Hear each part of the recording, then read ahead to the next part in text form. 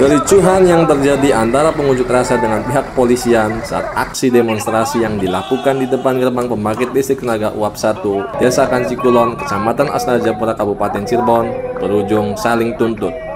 Bahkan, pihak pengunjuk rasa berencana akan memperkarakan tindakan represif yang dilakukan pihak polisi kemeja hijau. Pasalnya, akibat tindakan represif yang dilakukan pihak kepolisian tersebut, 2 pengunjuk rasa diketahui mengalami luka akibat dipukuli oleh pihak kepolisian hingga dibawa ke rumah sakit terdekat.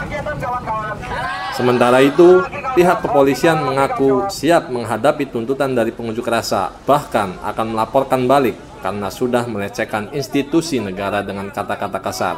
Jadi saya memisahkan ketua masih itu. Ya. Saya bilang, Pak, jangan perlakuan seperti ini. Ya. Saya dibilang, kamu bilang polisi goblok, saya diserang, banyak polisi dihajar. Sini saya sama dada saya. Ricky Sonia, Cirebon Trans TV.